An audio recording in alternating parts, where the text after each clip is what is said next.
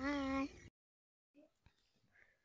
Hi, this is Anirudh, Manisha, me Varsha, and we are going for a hike from Darjeeling Village Farm and Homestay.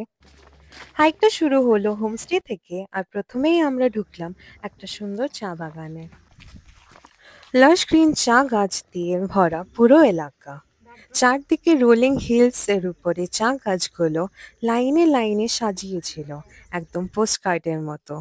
মনে হচ্ছিল যেমন পৃথিবীর সবচেয়ে শান্ত জায়গায় আমরা চলে এসেছি। চা বাগান থেকে বেরিয়ে আমরা পৌঁছালাম একটা ফরেস্ট ট্রেলে। পথটা ছিল ছোট ছোট গাছ আর লম্বা গাছের মধ্যে দিয়ে ঘোরা একটা সোজা পথ। পাখিদের মিছিল ছিল প্রচুর, তাদের আওয়াজে একটা ন্যাচারাল মেলোডি ছিল। ফ্রেশ হাওয়া আর গাছের মাঝে ঢুকতে ঢুকতে মনে হলো যেমন প্রাণ আবার নতুন করে জেগেছে। মাঝে মাঝে রোদের আলো গাছের পাতা দিয়ে চুরিয়ে পড়ছিল, ছিল একটা অদ্ভুত সুন্দর দৃশ্য। তারপর পৌঁছালাম আমরা বালিগড় ভিউ পয়েন্টে, যা মাউন্ট কাঞ্চনজঙ্ঘা দেখার জন্য বিখ্যাত। কিন্তু আজ আকাশ ছিল মেঘলা, তাই দুরন্ত পর্বত আর দেখা গেল না। তবে তারপরও 360 ডিগ্রি ভিউ ছিল উৎকৃষ্ট। সেখানে কিছু ছবি তোলা হলো, একটি গ্রুপ পিকচার, কিছু ক্যান্ডিডস, সবকিছু ফর ক্যাপচারিং দ্য মোমেন্ট।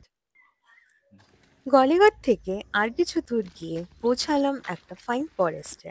লম্বা লম্বা পাইন গাছগুলো ছিল একদম শান্ত আর মনের মতন সাজিয়ে।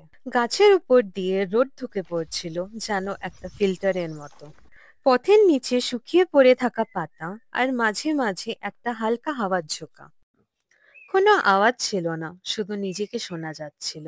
একটা মেডিটেটিভ ভাইব ছিল সেখানে।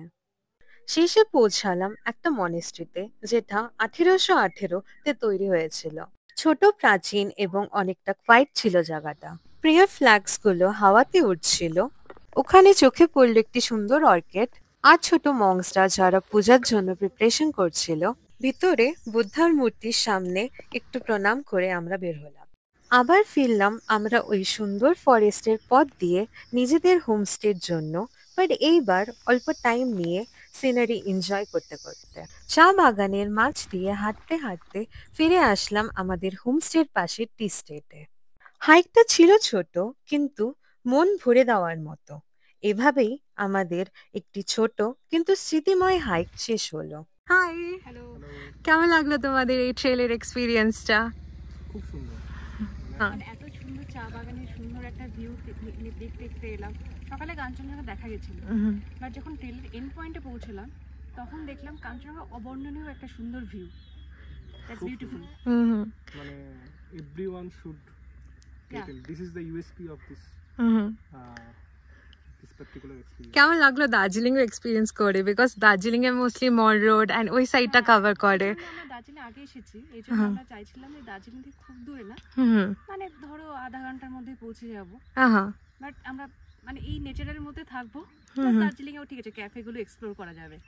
It's a beautiful, best place to stay here.